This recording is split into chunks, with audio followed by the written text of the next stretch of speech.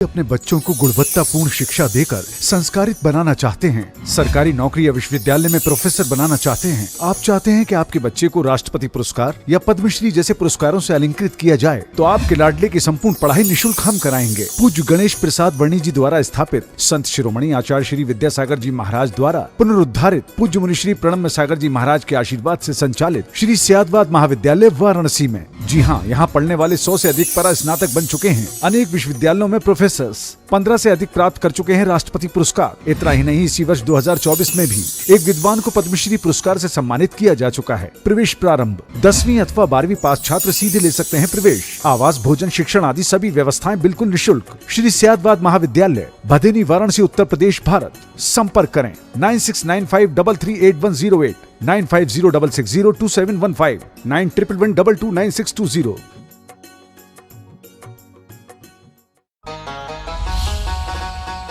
इस कार्यक्रम के पुण्यार्जक हैं प्रणम्य वाणी देवदूत। प्रणम्य गुरु की वाणी पहुंचे घर घर, सम्यक ज्ञान प्रभावना होवे घर घर। सभी प्रणम्य वाणी देवदूत के पुण्य की बहुत बहुत अनुमोदना। अधिक जानकारी के लिए संपर्क करें। गुरु चरणों में समर्पित गुरु भक्त परिवार, USA।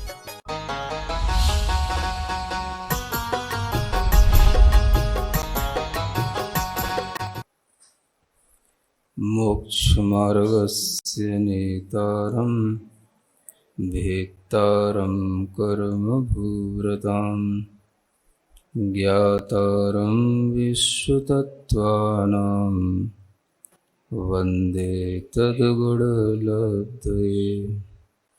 देवादिदेव आदिम तीर्थंकर श्री ऋषभनाथ भगवान की, वर्तमान शासन नायक श्री वर्धमान महावीर भगवान की, परम पूज्य आचार्य गुरुवर श्री विद्यासागर जी महाराज जी की। तत्व सूत्र ग्रंथराज में बंध तत्व का वर्णन चल रहा है। बंध के हेतु बताने के बाद बंध का स्वरूप बताया गया और अब बंध के भेदों की चर्चा की जाना है। बंध के कारण अलग वस्तु है, जो बंद हो रहा है वह बंद अलग है, और जो बंद होने के बाद अनेक प्रकार के उस बंद को समझने के भेद होते हैं, उपाय होते हैं। वो उपाय या भेद जो है यहाँ पर अलग सूत्र में बताया जा रहा है। प्रकृति स्थित्यनुभाग प्रदेशास तद्विधय। तद्विधय, विधि माने प्रकार होता है। उसके प्रकार, उसके कितने भेद हैं, तो आचार्य कहते हैं उसके 4 भेद हैं। एक प्रकृति, एक स्थिति, एक अनुभाग और एक प्रदेश। ये सभी बंध के भेद हैं। यानी बंध जो आत्मा में कर्म का होता है वह 4 रूपों में विभाजित हो जाता है। जैसे ही आत्मा के प्रदेशों में कर्म के प्रदेशों का समावेश हुआ, तो जो पुद्गल कर्म के योग्य परिणमन होने की शक्ति रखता था वह आत्मा में 4 रूपों में बंध गया। जब तक वह बंधा नहीं था वह सामान्य रूप से एक रूप में था, जिसे हम केवल कर्म के योग्य पुद्गल वर्गणा कह सकते हैं या कर्म वर्गणा कह सकते थे। लेकिन जैसे ही आत्मा के परिणामों से वह कर्म आत्मा में एकमेक हो गया, उसका संश्लेष रूप से आत्मा में संबंध हो गया, वैसे ही वह कर्म 4 रूपों में आत्मा में हो जाता है। तो उसको ही समझाने के लिए यहाँ वो 4 मोटे मोटे भेद या प्रकार बताए जा रहे हैं, जिनमें सबसे पहला कहलाता है प्रकृति बंध। प्रकृति का मतलब होता है कि जो कर्म है, वैसे तो वो कर्म अपना एक ही प्रकार का है, पुद्गल कर्म है। अब जैसे ही वो आत्मा के परिणामों से आत्मा में बंधा, तो उसमें सबसे पहले प्रकृति रूप में उसका विभाजन होता है। प्रकृति का मतलब उसका स्वभाव क्या, वह क्या करेगा, उसकी परिणति आत्मा में रह कर के किस गुण को, आत्मा के किस गुण को बाधित करेगी। ये जो उसके अंदर एक स्वभाव आ जाता है, इसी का नाम प्रकृति कहलाता है। तो जैसे ही कर्म आत्मा में बनता है, कर्म के अंदर अनेक प्रकार की प्रकृतियां आ जाती हैं और उन प्रकृतियों में वह परिणमन कर जाता है। कर्म तो एक ही रूप है, लेकिन आत्मा में बंधते हुए वह अनेक रूप हो जाता है। वह ज्ञान के आवरण के लिए ज्ञानावरण रूप हो जाएगा, दर्शन को आवरण करने के कारण से दर्शनावरण रूप हो जाएगा। तो उस कर्म को भी उस नाम से कहना कि ये ज्ञानावरण है, ये दर्शनावरण है, ये वेदनी है, ये मोहनी है। कर्म अनेक प्रकार का तब तक नहीं था जब तक कि बंधा नहीं था। जैसे ही वो आत्मा में बंध गया तो उसमें ये अलग अलग तरीके के विभाजन हो गए। इसी को प्रकृति बंध कहा गया, यानी कर्मों के जो स्वभाव हैं वो सब अलग अलग रूप में हो जाते हैं। उन स्वभाव का बंद हो जाना, यानी उस कर्म का जिस जैसा स्वभाव है वैसा ही स्वभाव के साथ में आत्मा में बंध जाना, तो उसको यहाँ पर प्रकृति बंध कहा गया है, जिसे हम उसका वास्तविक स्वरूप, स्वभाव, नेचर कुछ भी कह सकते हैं।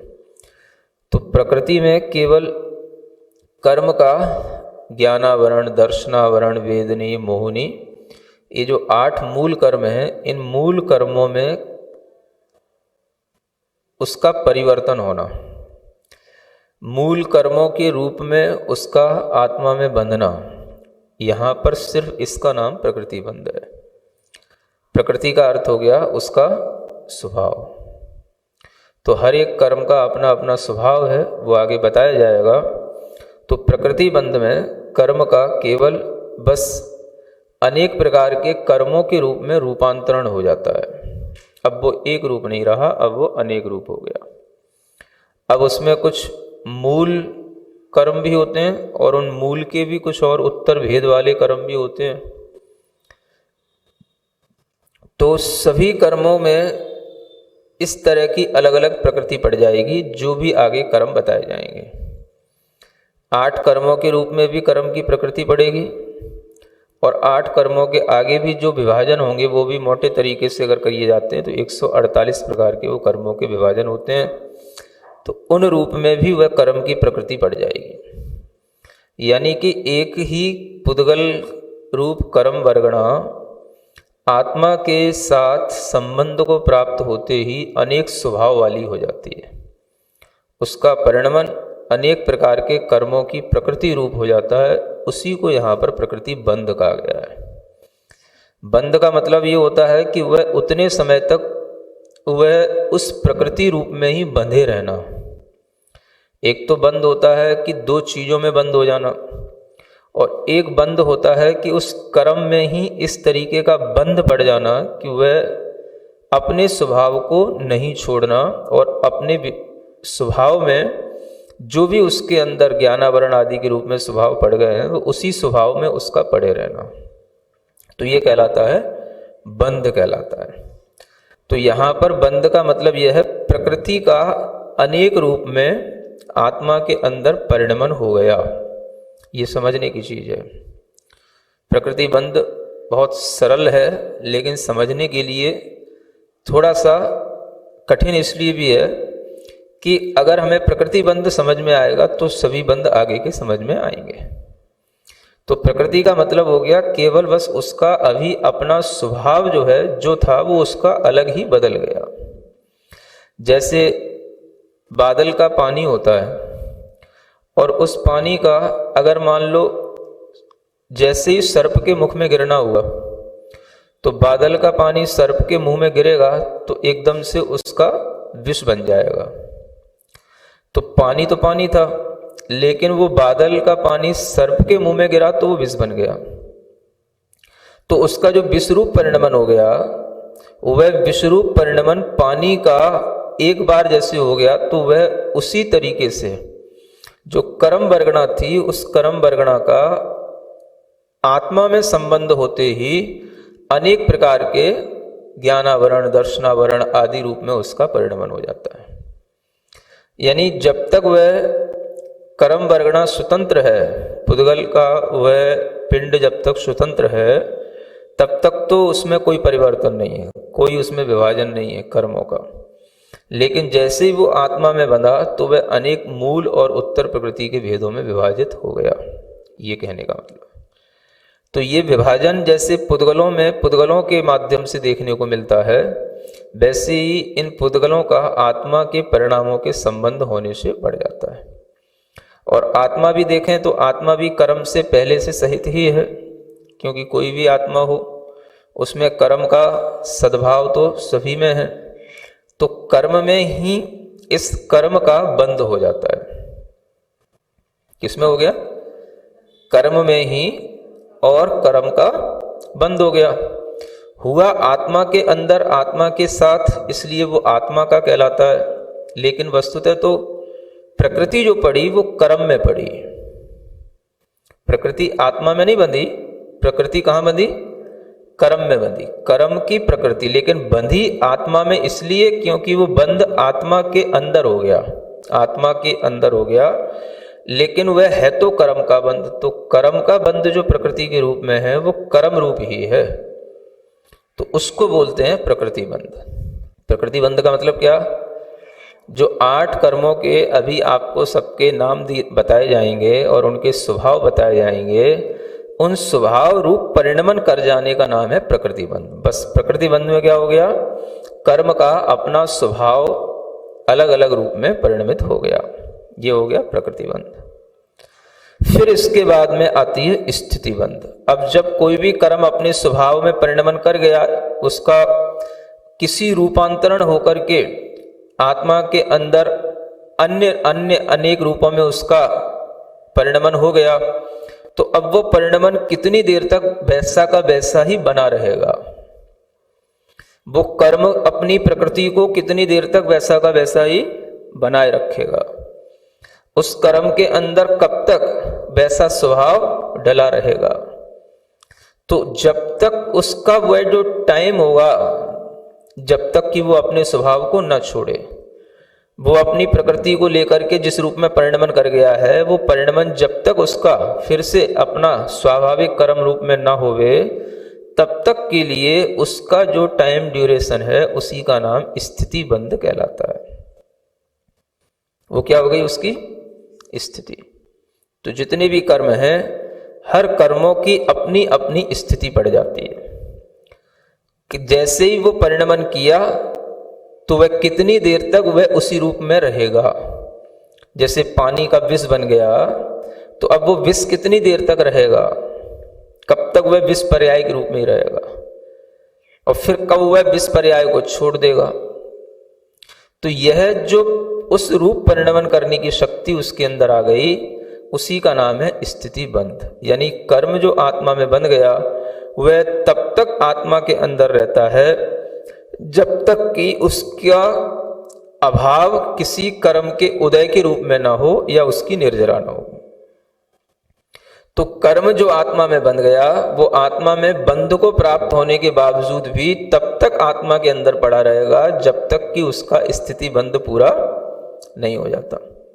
तो हर कर्म में एक स्थिति पड़ जाती है, अपने आप उसमें टाइम सेट हो जाता है।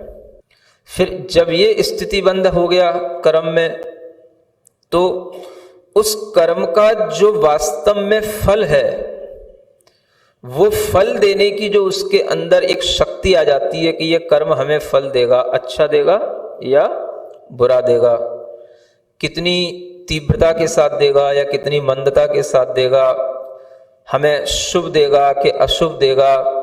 इस तरीके की जो उसके अंदर फल देने की जो शक्ति आ गई, उस फल देने की शक्ति को कहा जाता है अनुभाग बंध। ये अनुभाग है।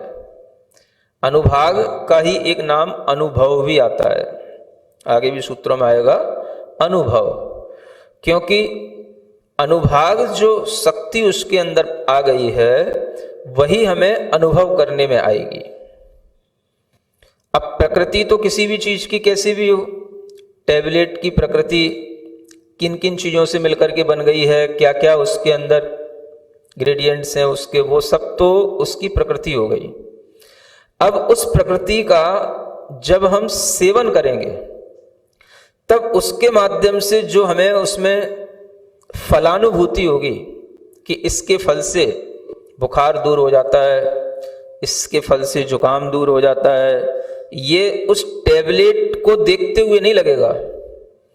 ये तो जब उसका सेवन किया जाएगा, जब उसका हमें अनुभव होगा, तब उस समय पर ये कितनी तीव्रता वाली है, कि इसको खाने से कितनी गर्मी चढ़ जाती है, कि इसको खाने से उल्टी हो जाती है, क्या होता है, ये जो फलानुभूति है ये कहलाती है अनुभाग बंध। बंधते समय कर्म का अनुभव नहीं होता। कर्म का अनुभव कब होगा? जब वो फल देगा।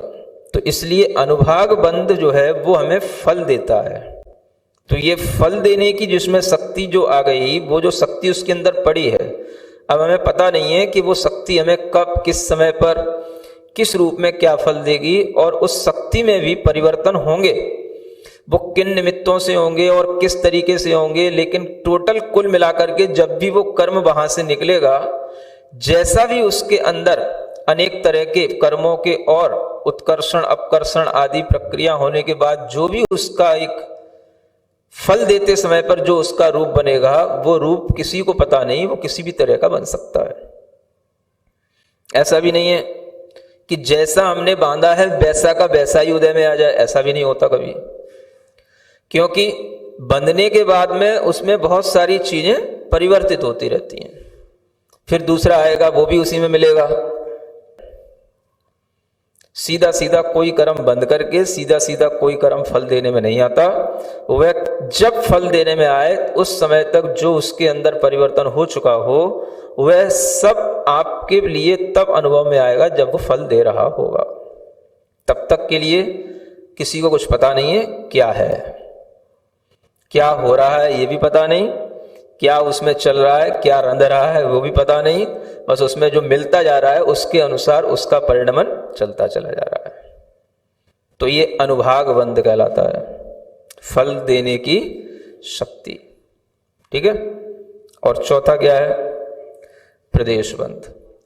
प्रदेश का मतलब होता है कि जो हमने कर्म बांधे हैं, उन कर्मों की जो परमाणुओं की जो संख्या है, कितने संख्या में वो कर्म परमाणु हमारी आत्मा में बंध गए, उनकी संख्या का नाम है प्रदेश बंध। इसलिए यहाँ पर कुछ भी ऐसा नहीं है जो कुछ ऐसा लग रहा हो कि ये सब कुछ अपने मन का है या बनावटी है। कभी भी कोई भी प्रक्रिया दो द्रव्यों के बीच में घटित होगी तो उसमें चीजें हो ही जाएंगी। चार चीजों के माध्यम से ही उसके चार प्रकार बन जाते हैं। इसलिए यहां पर बंध के चार प्रकार बताए जा रहे हैं। ठीक है। अब हम बंध के प्रकारों को भी समझ सकते हैं अलग अलग तरीके से। अगर हम दूसरे सूत्र को ध्यान में दें तो बंध माने सबंध, बंध सिर्फ एक प्रकार का है। दूसरे सूत्र में क्या बताया था? वह बंध है जो हो गया, उसका नाम क्या है? बंध। एक प्रकार का यह बंध हो गया। जब हम दो प्रकार का बंध देखें तो कसाय से और योग से जो होगा वो दो प्रकार का बंध हो जाएगा। क्योंकि इन्हीं चार प्रकार के बंधों में कसाय से तो स्थिति अनुभाग बंध होता है और योग से प्रकृति प्रदेश बंध होता है। तो बंध दो प्रकार का भी है, कसाय के कारण से और योग के कारण से दो प्रकार, अथवा द्रव्य बंध भाव बंध के भेद से भी बंध दो प्रकार का हो जाता है। जो भाव कर रहे हैं जिसके कारण से वह कर्म द्रव्य बंध रहा है, तो वह भाव भी उसमें बंध रहा है, वह भाव बंध कहलाएगा। क्योंकि भाव के बिना उस द्रव्य में वो शक्ति आएगी नहीं। और जो द्रव्य बंध रहा है, जितना कर्म परमाणु आत्मा में बंध को प्राप्त हो रहा है, वो कहलाएगा द्रव्य बंध। और उस द्रव्य के अंदर जो ये शक्ति आई अनुभाग बंध आदि की, ये कहलाया उसका भाव बंध। अगर हम इसी में देखें तो प्रदेश बंध को तो हम कहेंगे द्रव्य बंध, और प्रकृति है, स्थिति है, अनुभाग है, ये सब उसके अंदर भाव बंध के रूप में आ गए। ये सब क्या है? क्योंकि इनका भाव उसके अंदर पड़ गया। जितनी कषाय थी, जिस तरीके का योग था, उसके अनुसार उसमें वह प्रकृति पड़ गई, उतना उसमें स्थिति पड़ गई, उतना उसके अंदर अनुभाग आ गया, फल देने की शक्ति आ गई। तो ये भाव बंध भी इसी में आ जाता है। तो बंध दो प्रकार से भी यूं घटित हो जाता है, एक द्रव्य बंध और एक भाव बंध। कषाय से होने वाला प्रकृति स्थिति अनुभाग बंध है ना, ये भाव बंध के रूप में है। और कषाय से जो हो रहा है वो केवल स्थिति और अनुभाग का बंध है। लेकिन जो भाव बंध हो रहा है वो भाव तो प्रकृति के रूप में भी पड़ा है, स्थिति के रूप में भी पड़ा है और अनुभाग के रूप में भी पड़ा है। और द्रव्य माने उसकी जो संख्या है वो अप्रदेश बंध में हो गई। तो ये दो प्रकार का बंध हो गया। सामान्य से हम कहें तो दो प्रकार के बंध के कारण होते हैं, राग अथवा द्वेष। तो उनसे भी जो बंध होगा वह दो प्रकार का बंध कहलाएगा। अगर हम बंध को और देखें तो बंध तीन प्रकार का भी हो जाता है। कैसे होगा? रागो दोषो मोहो, ये या आसवा, ये तीन ही आश्रव हैं। और जहां ये तीन आश्रव है वहीं तीन प्रकार का बंध भी है। समय सार के गाथा के अनुसार तीन ही प्रकार का आश्रव होता है, राग रूप, द्वेष रूप या मोह रूप। तो तीन प्रकार का आश्रव होने से बंध तीन प्रकार का भी हो जाता है। अगर हम बंध को अनेक जीवों की अपेक्षा से देखें तो उस बंध में भी तीन भेद घटित होते हैं। एक तो बंध वह है जो अनादि से चला आ रहा है, अनंत काल तक चलेगा। कैसा? जैसे जिन जीवों के लिए कभी भी ज्ञानावरण आदि कर्मों का अभाव नहीं होगा, मोहनी कर्मों का अभाव नहीं होगा, तो उनके लिए वह संतति के रूप में अनादि काल से कर्म बंध चला आ रहा है और वो अनंत काल तक चलेगा। अभव्य जीव हैं, कुछ अभव्य के समान भी भव्य जीव हैं, उनमें भी यह कर्म बंध अनादि अनंत चलता है। कोई भी कर्म का अभाव कभी संभव नहीं है। ज्ञानावरण, दर्शनावरण, मोहनी सभी कर्म भले ही नए नए बंध रहे हैं, लेकिन उनकी संतति की अपेक्षा से वह कर्म उसके अंदर अनादि अनंत रूप में है। तो जो अनादि से बंध रहा है, अनंत काल तक बंधे, एक तो ये कर्म हो गया अनादि अनंत रूप, ठीक है। दूसरा, अनादि से बंध रहा था लेकिन उसका अंत हो गया, शांत हो गया, तो ये कहलाएगा अनादि शांत। ये कर्म बंध का दूसरा तरीका होता है। मोहनी कर्म या मिथ्यात्व कर्म अनादि काल से आ रहा था, एक बार जीव ने जब सम्यक दर्शन प्राप्त कर लिया तो उस मिथ्यात्व का अंत हो गया, तो अनादि शांत हो गया। उस कर्म का बंध जब रुक जाएगा तो वह अनादि शांत कहलाएगा। तो दूसरे प्रकार से कर्म का बंध ये हो गया अनादि शांत। जो भी कर्म है, अन्य भी जो ज्ञानावरण, दर्शनावरण आदि कर्म है, इनका भी बंध जब तक होगा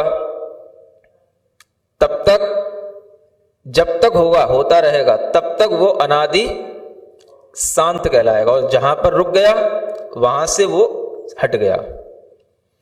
तो इन कर्मों का बंध भी अनादि शांत हो जाता है। जब कोई जीव छपक श्रेणी पर चढ़ता है तो ये सब भी अनादि शांत हो जाते हैं, क्योंकि जब शांत नहीं होंगे तब तक इन कर्मों का अंत नहीं होगा। तो जब ये अंत को प्राप्त हो जाएं तो इनको कहा जाएगा अनादि शांत। तो ये दूसरे प्रकार का कर्म क्या कहलाया? अनादि शांत। ये घटित होगा तो नियम से भव्य जीवों में ही होगा, अभव्य में तो कोई अनादि शांत कुछ होगा नहीं। सब कर्म अनादि अनंत हैं। और तीसरा कर्म है सादि शांत। क्या कहा? सादि शांत, यानी उनका अभी कर्म बंद हो रहा है और बाद में उस कर्म का अभाव भी होगा। ऐसे कर्म जिनका बंध भी अनादि से नहीं है, शुरू होता है कुछ विशेष भावों से, विशेष कारणों से। जैसे तीर्थंकर नाम कर्म है ना, तो जब भी होगा एक बार होगा, शादी प्रारंभ हो गया, और फिर जब वह 14वां गुण स्थान आ जाएगा तो उस कर्म का भी अभाव हो जाएगा, शादी शांत हो जाएगा। तो इस तरह से सादि शांत ऐसे अनेक कर्म होते हैं। आहारक द्विक, आहारक कर्म का भी बंध 6वें गुण स्थान में प्रमत्त संयत मुनि महाराज के लिए प्रारंभ होता है।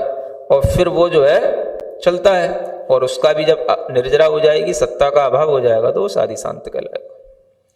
तो ऐसे 3 प्रकार के हम ये कर्म बंध इस रूप में भी देख सकते हैं।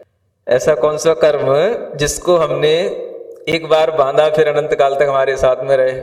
ऐसा कोई कर्म नहीं होता, है ना। अनंत के बीच में वह नियम से नष्ट हो जाएगा और उसको अनंत नहीं कह सकते हैं। अगर हम समझने की कोशिश करें तो इतना कहा जा सकता है, जैसे जब मिथ्यात्व के 3 टुकड़े होते हैं तो सम्यक मिथ्यात्व, ये कर्म का जन्म हो जाता है ना। लेकिन बंध की दृष्टि से देखें तो ये बंध नहीं होता है, ये तो केवल सत्ता में आ जाते हैं, उदय में आ जाते हैं। अगर इस दृष्टि से देखें तो भी ये अनंत काल तक तो नहीं रहते। अगर हम इनको भी सत्ता में रख पाएंगे तो बस वो अर्ध पुद्गल परिवर्तन काल तक रहेंगे, है ना। अब उसको अनंत काल कहना चाहो तो कह लो, लेकिन वो अनंत यहां पर वो अनंत नहीं है जो यहां बताया जा रहा है ना। इसलिए सादी अनंत कोई भी कर्म की व्यवस्था बैठती नहीं, कोई भी कर्म का विशेष कर्म की व्यवस्था कोई बैठती नहीं, ये बैठ जाती है अनादि अनंत, अनादि शांत, सादि शांत, है ना। बैठ जाए तो बता देना, मान लूंगा है ना। तो इस तरह से भी कर्म के भेद बन जाते हैं। कितने भेद हो गए? ये 3 प्रकार से ऐसे कर्म का बंध एक प्रकार का है, लेकिन होते होते 2 प्रकार का, 3 प्रकार का, समझ आ रहा है। और 4 प्रकार का तो सामने लिखा ही है, प्रकृति, प्रदेश, स्थिति, अनुभाग, है ना। और 5 प्रकार का भी पहले सूत्र में लिखा ही है, मिथ्यात्व, अविरति, प्रमाद, कषाय, योग, ये 5 प्रकार का हो गया बंध। समझ आ रहा है। इस तरीके से और भी देखना चाहो तो 6 प्रकार का भी हो जाता है, क्रोध, मान, माया, लोभ और राग और द्वेष। ऐसे करके कितने हो जाता है? 6 प्रकार का हो जाता है। तो 7 कर दो, मोह और जोड़ के 7 कर देना तो 7 प्रकार का भी हो जाएगा, है ना। और ज्ञानावरण, दर्शनावरण के भेद से जो आगे बताया जाने वाला है, इससे वो 8 प्रकार का हो ही जाना है। तो ऐसे जो है ये कर्म के अलग अलग तरीके से भेद भी समझाने के लिए हैं, और वे सब भेदों को समझ में आने पर हमें पूरा का पूरा एक कर्म सिद्धांत समझ में आ जाता है। यही सब जो है आपको समझाने के लिए अलग से कर्म कांड ग्रंथ जो लिखा गया है, गोमट्ट सार कर्म कांड, उसकी शुरुआत यहीं से होती है।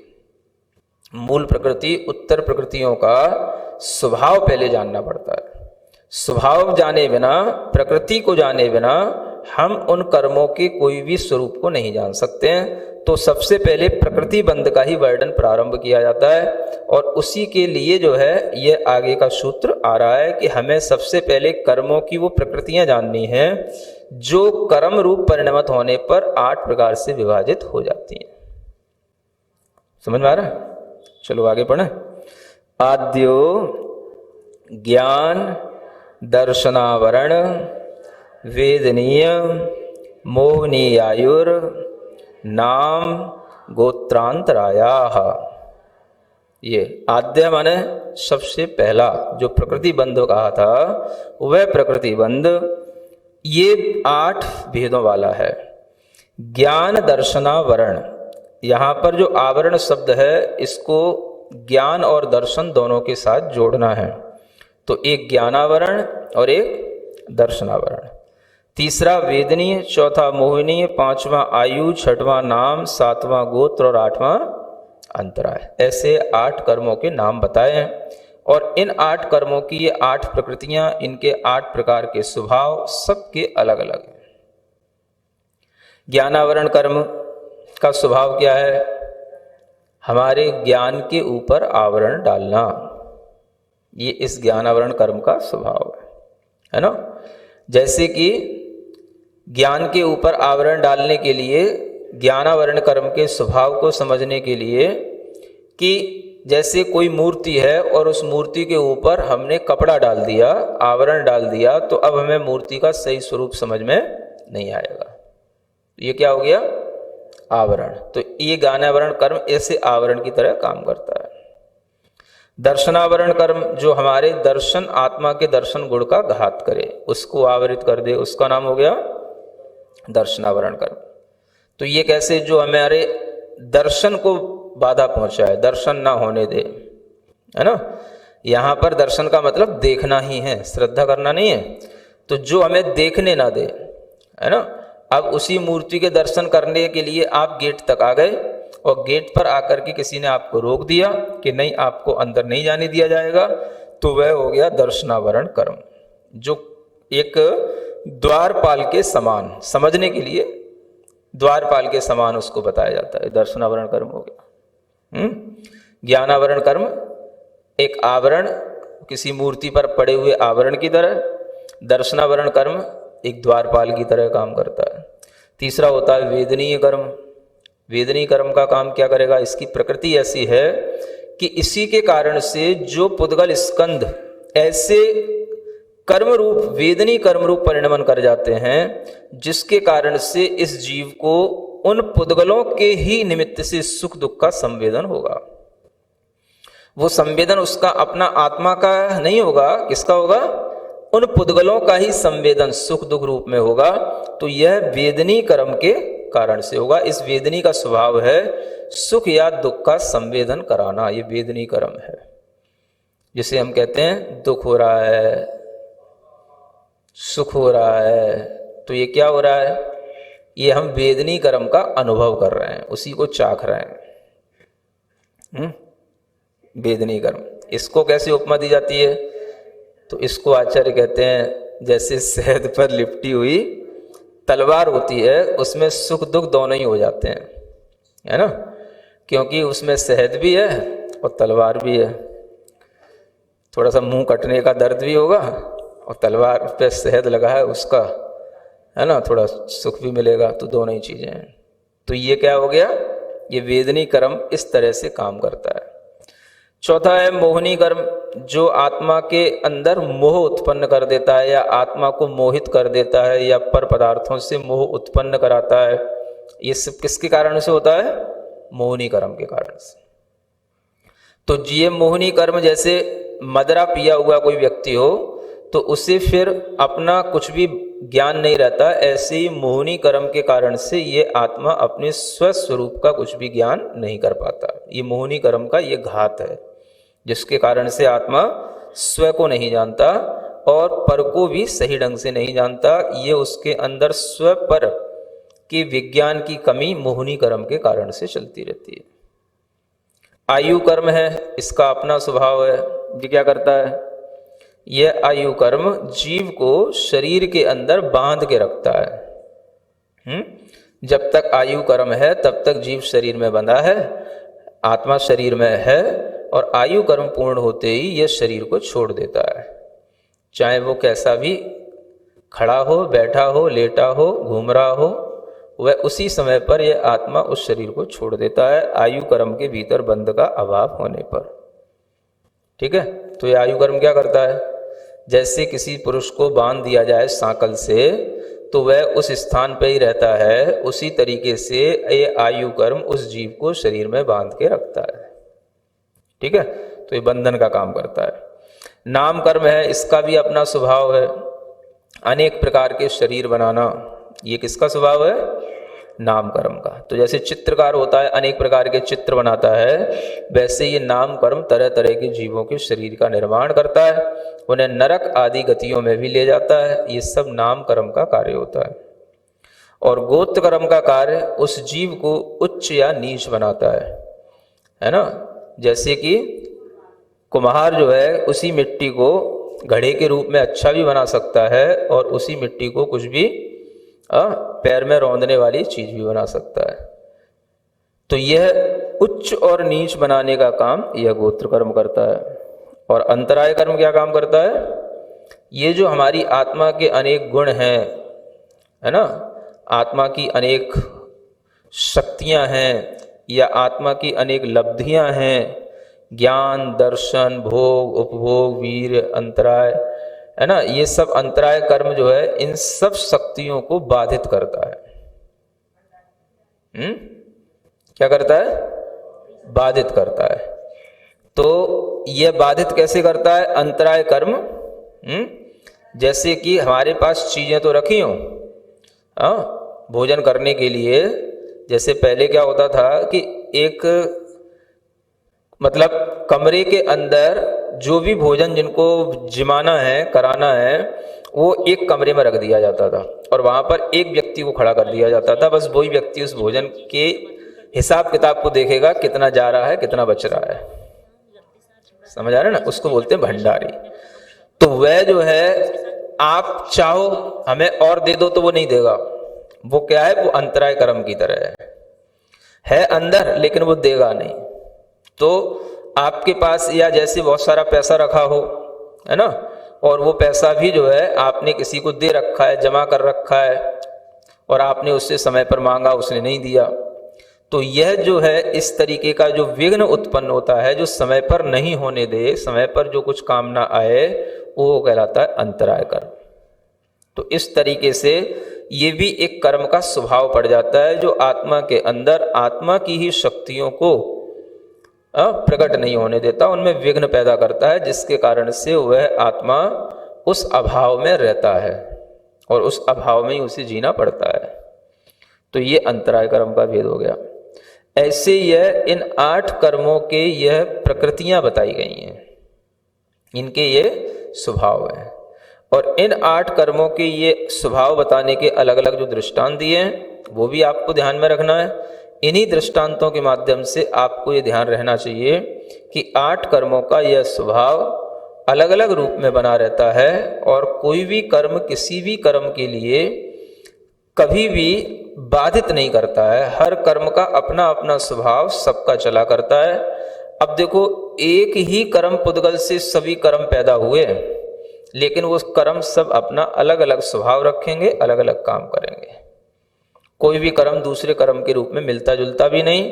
जिस कर्म में जो शक्ति आ गई, जो स्वभाव पड़ गया, वह अपना उसी स्वभाव को बना करके रखेगा। कब तक? जब तक कि उसका स्थिति बंद रह रहा है, तब तक। सिरिजिणवाणी जग कल्याणी जग जन मदतम मोहरी जनमण हारी गढ़हर हारी जम जरा भव रोग हरी तिथ्य राणम दिव्य झुणिम जो पढ़ई सुणई मय्ये धारई राणम सौख मणंतम धर्य सासद मोक्ष पदम पावई सासद मोक्ष पदम पावई।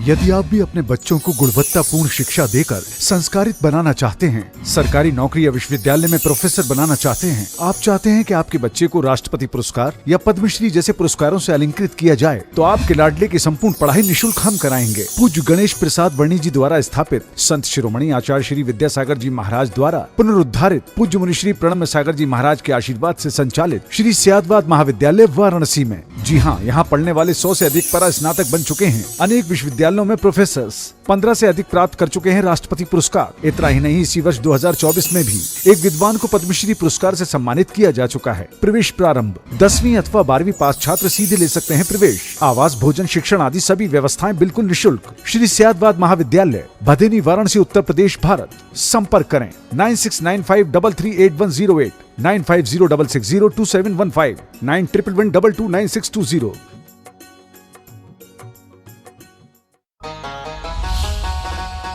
इस कार्यक्रम के पुण्यार्जक थे प्रणम्य वाणी देवदूत। प्रणम्य गुरु की वाणी पहुँचे घर घर, सम्यक ज्ञान प्रभावना होवे घर घर। सभी प्रणम्य वाणी देवदूत के पुण्य की बहुत बहुत अनुमोदना। अधिक जानकारी के लिए संपर्क करें। गुरुचरणों में समर्पित गुरु भक्त परिवार USA,